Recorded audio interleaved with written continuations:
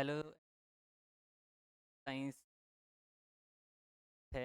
आज हम बारे में respiration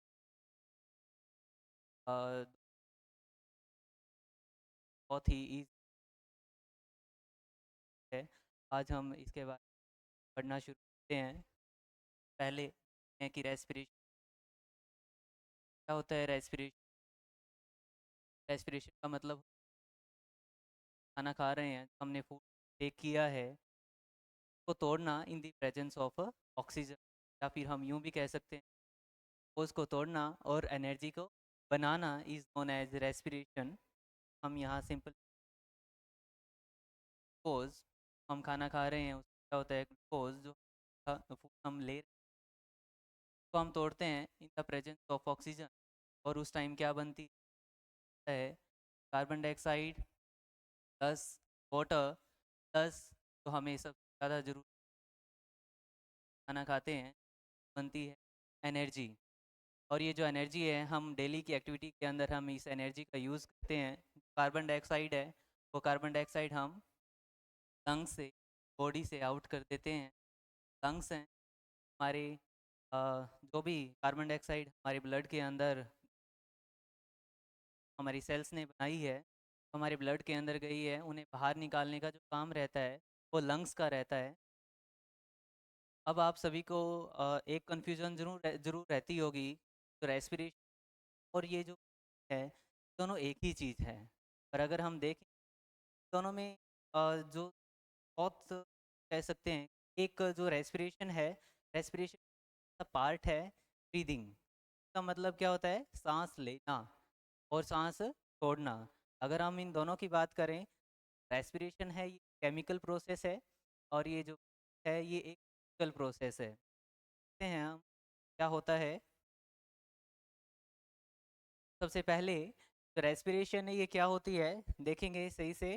respiration is the process in which the cells of an organism obtain energy by combining oxygen and glucose, resulting in the release of carbon dioxide, water and energy.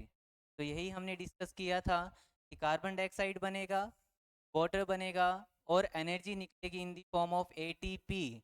जो ATP है energy की currency है, जिस form में हमारी जो body है वो एनर्जी को यूज़ करती है। ये एटीपी है, एटीपी का मतलब होता है एडिनोसिन ट्राई फॉस्फेट।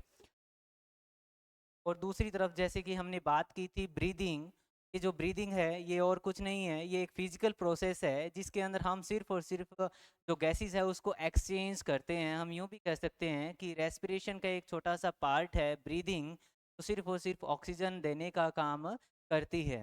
और कार्बन डाइऑक्साइड को, जो हमने रेस्पिरेशन में कार्बन डाइऑक्साइड बनाई है, उसको बाहर निकालने का काम भी किसका रहता है, तो ये जो ब्रीदिंग है इसका ही काम रहता है। तो ब्रीदिंग क्या है, breathing is the physical process of exchange gases, while respiration is a chemical process that take place at a cellular level and produces energy. Cellular level का मतलब क्या हुआ, आप सभी को पता है कि जो एनर्जी है वो बना कौन रहा है, माइटोकॉन्ड्रिया। और ये जो माइटोकॉन्ड्रिया है ये किसका पार्ट है, ये एक सेल का पार्ट है, सेल की ऑर्गेनेली है। ये ऑर्गेनेली जो भी हमने खाना खाया है उससे जो एनर्जी बनाने का काम रहता है वो इसी ऑर्गेनेली का रहता है। इसीलिए हम माइटोकॉन्ड्रिया को power house of the cell भी बोलते हैं।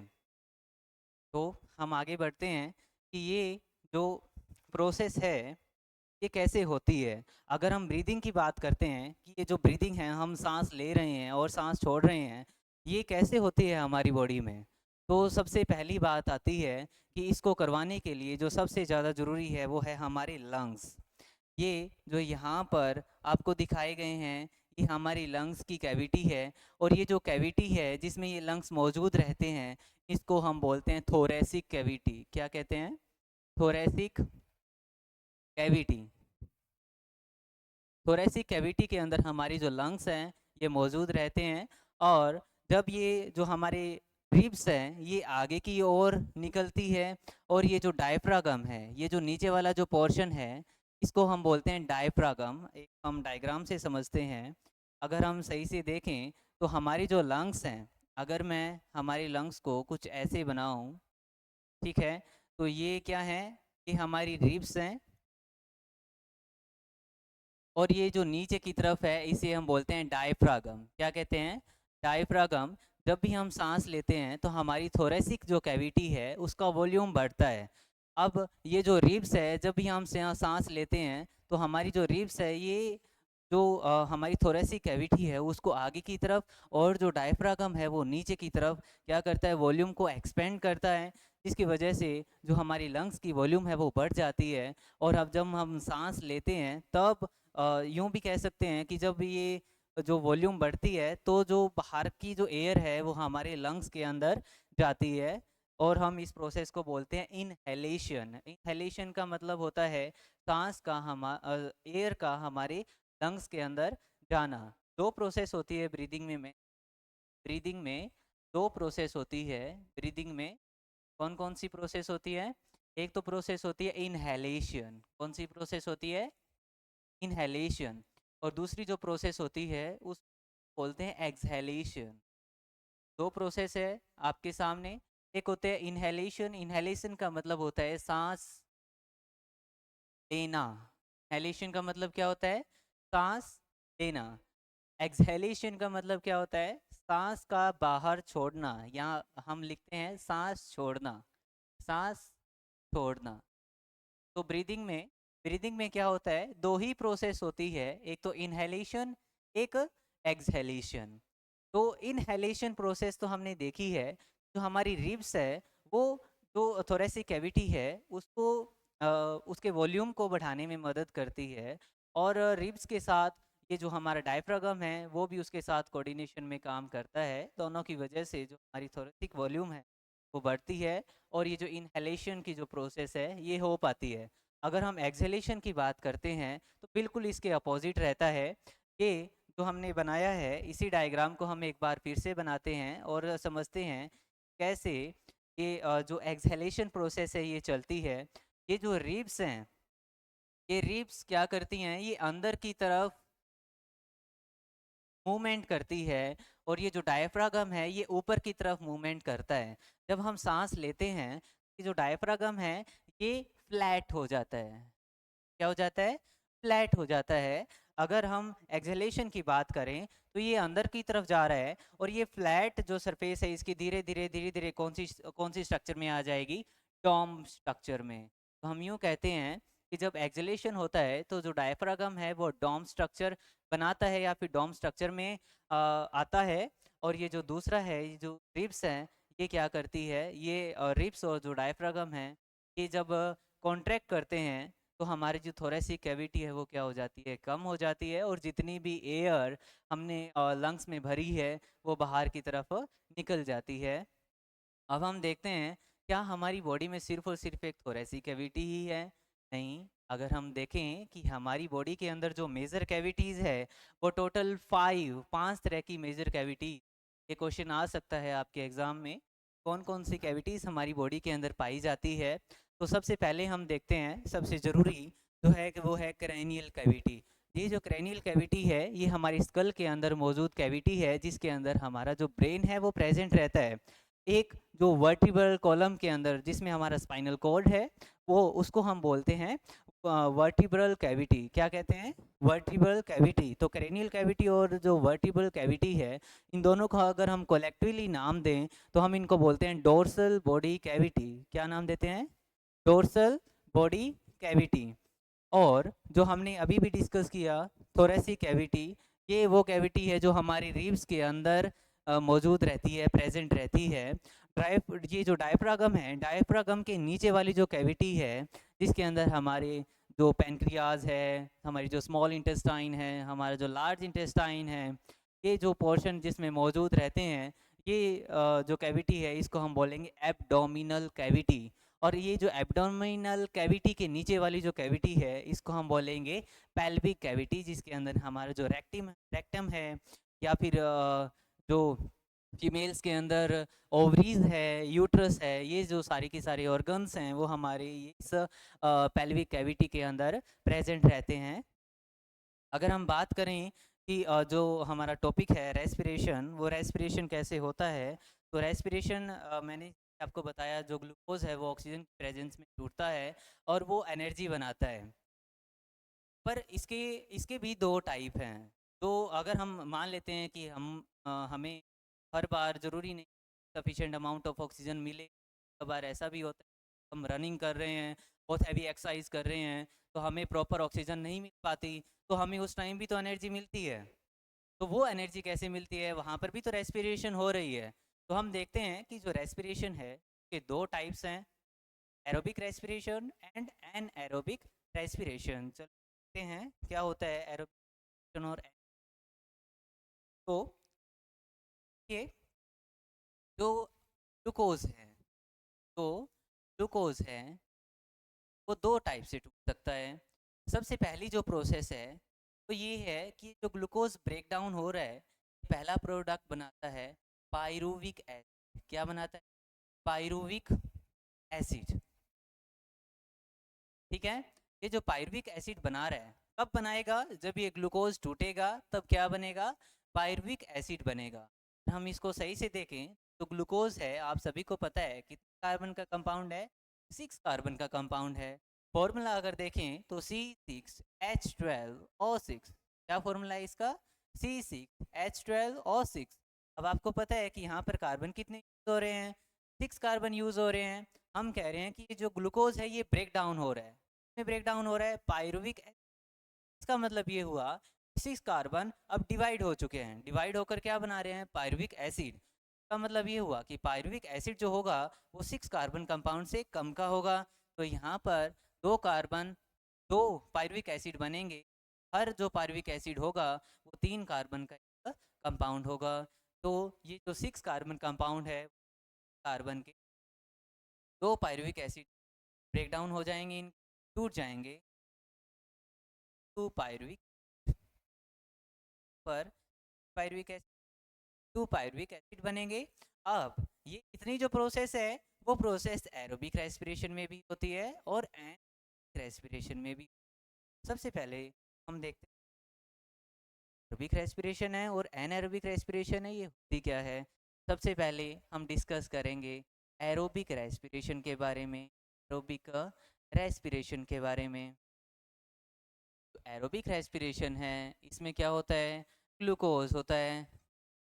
ऑब्वियस सी बात है, हम रेस्पिरेशन की बात कर रहे हैं तो उसको ही हम लेकर चलेंगे, जिसका हमें ब्रेक डाउन करना है। एरोबिक जो वर्ड है वो किससे बना है? एयर से। इसका मतलब क्या हुआ कि यहाँ पर कुछ ना कुछ दो जो रिएक्शन है इसमें एयर का तो यूज़ होने वाला है। और एयर में आपको पता है कि हम सिर्फ और सिर्फ किसका यूज़ करेंगे? ऑक्सीजन का यूज़ करते हैं during break down of food और ग्लूकोज। यहाँ पर ये जो ग्लूकोज है वो ऑक्सीजन की प्रेजेंस में टूट कर क्या बनाता है? जैसे कि हमने सबसे पहले देखा था, क्या बनाता है? कार्बन डाइऑक्साइड, साथ में वाटर, और साथ में क्या बनाता है? एनर्जी। तो ये जो प्रोसेस है, ये जो हमने सबसे पहले देखी थी वो एग्जाम्पल है किसका? एरोबिक रेस्पिरेशन का। और दूसरा जो मैंने आपको बताया है एन एरोबिक रेस्पिरेशन, ये जो एन एरोबिक रेस्पिरेशन है, ये जो एन एरोबिक रेस्पिरेशन है, इसमें क्या होता है? एन एरोबिक रेस्पिरेशन में क्या होता है देखिएगा, जो ग्लूकोज है, जो ग्लूकोज है वो ब्रेक करता है, ग्लूकोज ब्रेक करता है। या तो उसे ऑक्सीजन बिल्कुल भी नहीं मिलेगी, हम क्या बोलेंगे? The absence of oxygen. जब in the absence of oxygen ये ग्लूकोज टूटेगा तब बनेगा एल्कोहल। क्या बनेगा? Alco alcohol. ठीक है। एल्कोहल के साथ क्या बनेगा? क्या बनेगी? एक गैस बनेगी, कार्बन डाइऑक्साइड। अब देखिएगा, जो अगर हम बात करें, ये जो अल्कोहल और कार्बन डाइऑक्साइड बनी है, यहाँ पर अगर हम बात करें, एक तो ये बिल्कुल भी ऑक्सीजन है वो प्रेजेंट नहीं है। दूसरी कंडीशन में हम यूँ लिखते हैं कि lack of oxygen. Lack of oxygen का मतलब क्या हुआ? ऑक्सीजन प्रेजेंट तो है पर सफिशिएंट अमाउंट में वो जो ऑक्सीजन है वो प्रेजेंट नहीं है। अब सफिशिएंट अमाउंट में अगर ऑक्सीजन प्रेजेंट ही नहीं होगी तो ये जो ग्लूकोज है ये कम्प्लीटली ब्रेक नहीं करेगा। अगर ग्लूकोज कम्प्लीटली ब्रेक नहीं करेगा तो क्या कार्बन डाइऑक्साइड वाटर क्या जो एनर्जी है वो उतनी बना पाएगा जितनी हमने एरोबिक में देखी थी? नो। अगर ग्लूकोज पूरा टूटता तो हम ये कह सकते थे कि वो एरोबिक रेस्पिरेशन के जितनी एनर्जी बना सकता है। पर यहाँ देखिए, अगर ऑक्सीजन की कमी है तो यहाँ पर बनेगा लैक्टिक एसिड। क्या बनेगा? Lactic acid. लैक्टिक एसिड क्या है? जैसे कि मान लेते हैं अ, जैसे मान लेते हैं कि हमने कोई हैवी एक्सरसाइज की है, और जब हम हैवी एक्सरसाइज करते हैं तो हमारी जो मस्कुलर एक्टिविटी है वो बढ़ जाती है। मस्कुलर एक्टिविटी बढ़ती है तो हमारी बॉडी को एनर्जी भी ज़्यादा चाहिए। एनर्जी ज़्यादा चाहिए तो ग्लूकोज भी टूटेगा। अब ग्लूकोज तो हमारी बॉडी में है, पर टूटने के लिए क्या चाहिए? ऑक्सीजन भी चाहिए। अब क्या होता है कि हम ज़ोर ज़ोर से सांसें लेते हैं, पर फिर भी जितनी हमें एनर्जी चाहिए उतनी हमारी बॉडी देखो, एनर्जी तो हमारी बॉडी बनाएगी ही बनाएगी।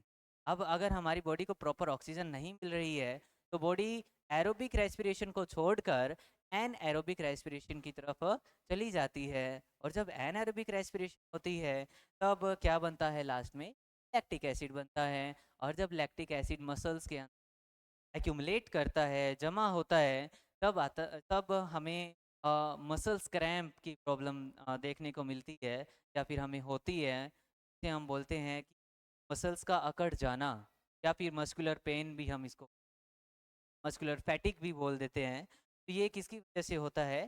क्योंकि ये जो लैक्टिक एसिड है ये हमारी मसल्स के अंदर लेट हो रहा है, और यही क्या कर रहा है? मस्कुलर क्रैम्प, मस्कुलर फैटिक करवा रहा है। ठीक है, प्रोसेस है। तो हम थोड़ा सा डिटेल में देखते हैं कि ये प्रोसेस हो कैसे रही है। देखिएगा, सबसे पहले ये जो ग्लूकोज है, ये जो ग्लूकोज है वो पायरुविक एसिड में टूट रहा है, पायरुविक एसिड में टूट रहा है। अब आप यूं देखिए, तो पायरुविक एसिड है ये एक कॉमन पॉइंट है। कहने का मतलब ग्लूकोज है ये पायरुविक एसिड में टूटेगा ही टूटेगा। हर एक कंडीशन में ये पायरुविक एसिड में टूटता है, चाहे वो एरोबिक कंडीशन हो चाहे वो एन एरोबिक कंडीशन हो। तो हम यूँ कहते हैं कि ये यहाँ तक जो रिएक्शन है वो चलती ही चलती है। तो इससे आगे क्या होता है? इससे आगे क्या होता है? इससे आगे अगर मान लेते हैं क्या हुआ हो, इस पायरुविक एसिड को ऑक्सीजन मिल गई है। क्या मिल गई है? ऑक्सीजन मिल गई है। अगर ऑक्सीजन इसको मिल गई है तो वही रिएक्शन होगी, CO2 plus H2O plus energy. ठीक है। दूसरी, अगर पायरुविक एसिड को ऑक्सीजन प्रॉपर नहीं मिली है, अगर पायरुविक एसिड को ऑक्सीजन प्रॉपर नहीं मिली है, या फिर हम यूँ कहें कि ऑक्सीजन की क्या है? अब्सेंस है। अगर ऑक्सीजन की एब्सेंस है तो जैसे हमने देखा था क्या बनेगा? अल्कोहल बनेगा। अल्कोहल के साथ में क्या बनेगा? कार्बन डाइऑक्साइड बनेगा। अब थर्ड कंडीशन कौन सी देखी थी? Lack of oxygen. Lack of oxygen. अगर लैक ऑफ ऑक्सीजन है तो ब्रेकडाउन तो होना ही है, एनर्जी तो बननी है, पर यहाँ पर क्या बनेगा? Lactic acid. लैक्टिक एसिड के लैक्टिक एसिड के साथ में कार्बन डाइऑक्साइड नहीं बनेगा। ये बात आपको याद रखनी है कि कार्बन डाइऑक्साइड कहाँ बन रही है? अल्कोहल में बन रही है, पर यहाँ पर लैक्टिक एसिड में कार्बन डाइऑक्साइड नहीं बनेगी। ठीक है। अब ये जो पायरुविक एसिड है ये कितने कार्बन का कंपाउंड है? 3 कार्बन का कंपाउंड है। यहाँ पर देखिए, ये जो अल्कोहल है ये अल्कोहल फॉर्म में बनता है, इथेनॉल, इथेनॉल की फॉर्म में बनता है। आप सभी को पता है कि जो इथेनॉल है ये कितने कार्बन का कंपाउंड है? इथेनॉल है 2 कार्बन कंपाउंड। साथ में कौन सा फंक्शनल ग्रुप जुड़ा है? OH जुड़ा है कि नहीं? तो यहाँ पर अगर हम बात करें कि 3 कार्बन कंपाउंड ब्रेक डाउन हो रहा है, उसका टूट रहा है, वो कितने बन रहे हैं? यहाँ पर 2 कार्बन और 1 कार्बन डाइऑक्साइड बन रहा है, तो टोटल कितने हुए? 3 कार्बन कंपाउंड बने। दूसरी कंडीशन में ये 3 कार्बन कंपाउंड है, 3 carbon compound directly lactic acid में कन्वर्ट हो रहा है, जो कि खुद क्या है? 3 कार्बन कंपाउंड है। तो आप खुद कार्बन डाइऑक्साइड। पायरुविक एसिड है 3 कार्बन कंपाउंड है, 3 कार्बन कंपाउंड लैक्टिक एसिड क्या हो रहा है, चेंज हो रहा है।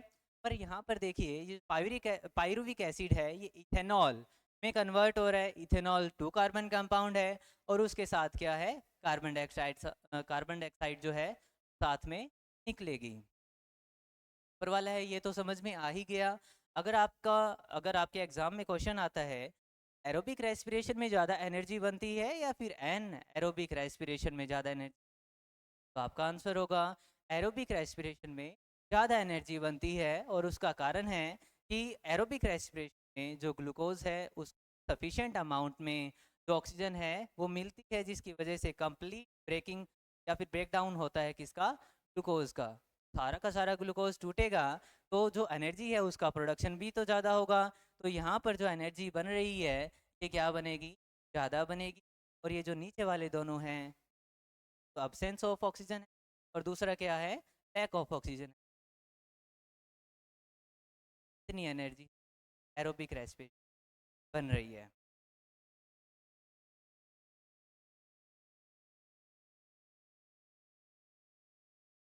आगे हम देखते हैं ये जो प्रोसेस अभी आपको दिखाई है, यहाँ पर जो आपको समझाई है, जो ग्लूकोज है उसका ब्रेक डाउन हो रहा है किस, पायरुविक एसिड में। तो इस रिएक्शन को क्या कहते हैं, इस रिएक्शन को हम नाम देते हैं ग्लाइकोलाइसिस। तो यहाँ पर ये जो प्रोसेस है तो हम बोलते हैं ग्लाइकोलाइसिस, ग्लाइकोलाइसिस। अगर हम बात करें कि ये जो ग्लाइकोलाइसिस है ये ऑक्सीजन की प्रेजेंस में होगी या फिर ऑक्सीजन की एब्सेंस में होगी, क्योंकि हम यहाँ पर पूरी साइकिल में यही तो पढ़ रहे हैं, कौन सी चीज़ ऑक्सीजन की प्रेजेंस में हो रही है, कौन सी चीज़ ऑक्सीजन की एब्सेंस में हो रही है। तो हम ये देखते हैं कि जो ग्लूकोज जब पायरुविक एसिड में चेंज होता है तो उसको ऑक्सीजन की रिक्वायरमेंट नहीं रहती। तो ग्लूकोज से जब पायरुविक एसिड बनेगा तो ये जो रिएक्शन होगी एन एरोबिक रिएक्शन होने वाली है। ये खुद क्या होगी, एन एरोबिक जो रिएक्शन है ये होगी एन एरोबिक। ये जो प्रोसेस है ये होने वाली है। आगे पायरुविक एसिड से आगे अगर ऑक्सीजन मिलेगा तो अलग तरीके से होगी, ऑक्सीजन नहीं मिलेगा तो अलग तरीके से होगी, थोड़ा बहुत लैक ऑफ ऑक्सीजन रहेगा तो ये जो रिएक्शन है ये अलग रहने वाली है। तो ये जो पोर्शन है ग्लाइकोलाइसिस ये अब हम डिस्कस करेंगे। तो ग्लाइकोलाइसिस जो प्रोसेस है, ग्लाइकोलाइसिस प्रोसेस में क्या होता है, ग्लाइकोलाइसिस में जो ग्लूकोज है हमने स्टार्टिंग में ही किया था, अगर हमें ब्रेक डाउन करना है किसका, ग्लूकोज का, तो हम स्टार्टिंग में ही ग्लूकोज को लेकर ही चलेंगे। तो ये जो ग्लूकोज है, जो ग्लूकोज है, ग्लूकोज एट से फोस्फेट ग्रुप लेता है। अब आपको पता है सबसे पहले तो हम यही देखते हैं कि एटीपी क्या है। एटीपी का मतलब होता है एडिनोसिन ट्राइफॉस्फेट। ट्राइफॉस्फेट का मतलब क्या हुआ, 3 फॉस्फेट वाला ग्रुप, 3 फॉस्फेट है इसके पास। और दूसरा अगर एडीपी की बात करें तो एडीपी का मतलब क्या होता है, adenosine diphosphate. Adenosine diphosphate, diphosphate का मतलब क्या हुआ कि यहाँ पर 3 फॉस्फेट थे और एक जो फॉस्फेट है वो क्या कर चुका है, लूज कर चुका है, यहाँ से जा चुका है। तो यहाँ पर देखते हैं जो ग्लूकोज है, ग्लूकोज एटीपी से एक फॉस्फेट ले लेता है तो बचा क्या, एडीपी। अब एक फॉस्फेट ले लिया तो इसका नाम भी तो चेंज हो जाएगा। तो पहले ग्लूकोज था तो यहाँ पर क्या हो जाएगा, ग्लूकोज 6 फॉस्फेट, ग्लूकोज 6 फॉस्फेट। समझ में आया। अब ये डायरेक्टली तो हो नहीं सकता, यूं तो है नहीं कि ये जो ग्लूकोज है ये डायरेक्टली कन्वर्ट हो गया सीधा ही। तो इसको करवाने के लिए कोई ना कोई एंजाइम तो चाहिए। तो ये एंजाइम की तो ये काम कर रहा है उसको हम बोलते हैं फोस्फोराइलेज, फोस्फोराइलेज। ये एंजाइम क्या करता है, ये कन्वर्ट करता है, या फिर हम यूँ कहते हैं कि ये एटीपी को ब्रेक करके जो फॉस्फेट है वो इसमें ऐड करवाता है। इस रिएक्शन को करवाने वाला यही एंजाइम है फोस्फोराइलेज।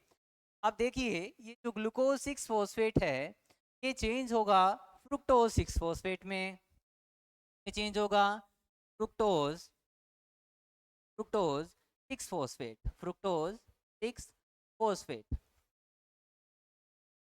अब ये जो ग्लूकोज है, ग्लूकोज और फ्रुक्टोज का जो सिर्फ और सिर्फ जो चेंज है वो है स्ट्रक्चर में चेंज आएगा इसमें। इसको हम बोलते हैं कि ये दोनों आइसोमर्स हैं। मर्स का तो आपको पता ही होगा क्या होते हैं, नहीं पता तो चलो देखते हैं। सबसे पहले यही चीज देखते हैं, आइसोमर्स क्या होते हैं। आप सभी को पता है कि एक कार्बन चेन है। अगर हम इसका नामकरण करें तो इसका नाम देखते हैं 1 2 3 4। 4 कार्बन कंपाउंड को क्या बोलते हैं? ब्यूट बोलते हैं। और क्योंकि इनके बीच में सिंगल बॉन्ड है तो इसके पीछे क्या लगा देंगे? ब्यूटेन। क्या लगा देंगे? ब्यूटेन। आप खुद बताइए। अच्छा, अगर हम इसके चारों तरफ अगर हाइड्रोजन को भी जोड़ते हैं तो ये कुछ ऐसी स्ट्रक्चर बनाएगा।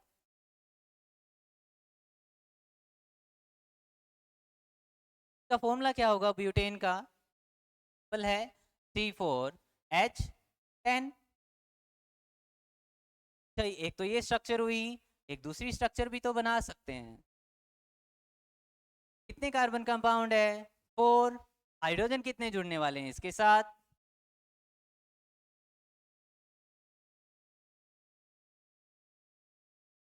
हाइड्रोजन कितने जुड़े हैं? 10 हाइड्रोजन जुड़े हैं इसके साथ, C4H10। तो आप इसमें खुद देखिए, क्या यहाँ पर फॉर्मूला चेंज हुआ है? नो। C4H10, यहाँ पर भी क्या है? C4H10।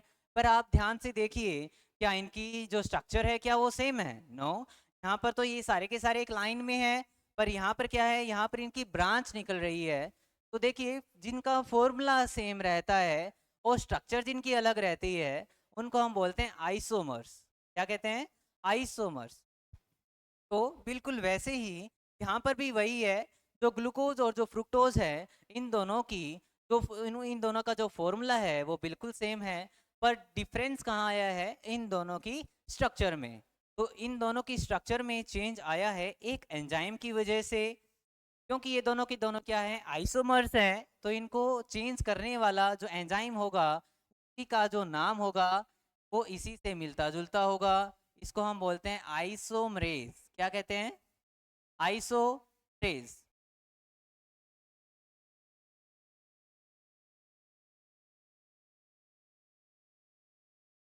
ये आइसोमरेज एंजाइम ही ग्लूकोज 6 फॉस्फेट को चेंज कर रहा है फ्रुक्टोज 6 फॉस्फेट में।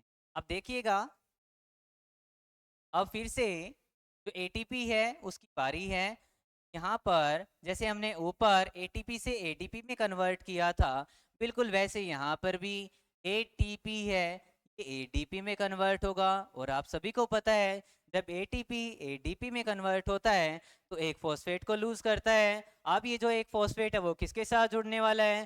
फ्रुक्टोज 6 फॉस्फेट के साथ जुड़ने वाला है। अब फ्रुक्टोज 6 फॉस्फेट तो ऑलरेडी है, 6 फॉस्फेट का मतलब छठे नंबर के ऊपर जो फॉस्फेट है वो तो लगा हुआ है। अब हम पहले नंबर वाले जो कार्बन है फ्रुक्टोज के अंदर, उसके साथ हम क्या जोड़ेंगे? एक फॉस्फेट को जोड़ेंगे। फ्रुक्टोज 1,6 पाई फॉस्फेट, 1,6 पाई फॉस्फेट।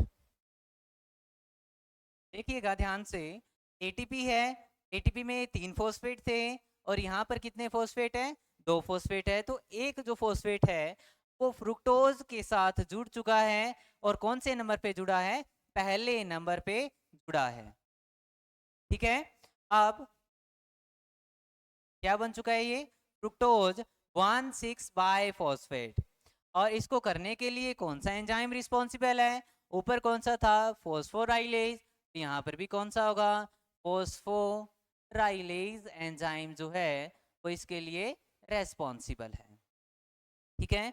अब ये जो फ्रुक्टोज 1,6 फॉस्फेट है ये ब्रेक डाउन करेगा, ये टूट जाएगा। ये कितने कार्बन का है? ये 6 कार्बन का एक कंपाउंड है। 6 कार्बन का जो कंपाउंड है वो 2 टुकड़ों में टूट जाएगा। एक जो टुकड़ा बनेगा वो डी डाई हाइड्रोक्सी एसीटोन बनेगा। और जो दूसरा बनेगा वो बनेगा डाइसरल्डिहाइड।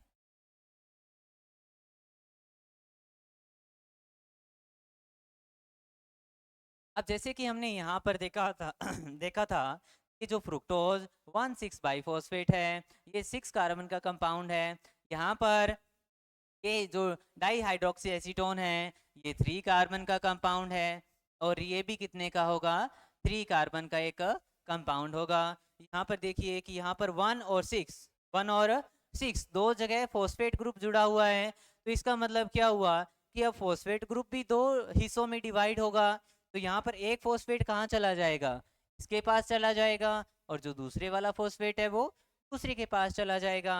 अब एक बात यहाँ पर सोचने वाली है, एक बात आपको ध्यान देने वाली है, ये जो डाईहाइड्रोक्सी एसीटोन है ये चेंज हो सकता है किसमें, ग्लिसरैल्डिहाइड में, और ये जो ग्लिसरैल्डिहाइड है ये भी चेंज हो सकता है किसमें, डाईहाइड्रोक्सी एसीटोन में। अब जो हम प्रोसेस आगे की देखने वाले हैं वो सिर्फ और सिर्फ एक की देखेंगे, वो है ग्लाइसरैल्डिहाइड।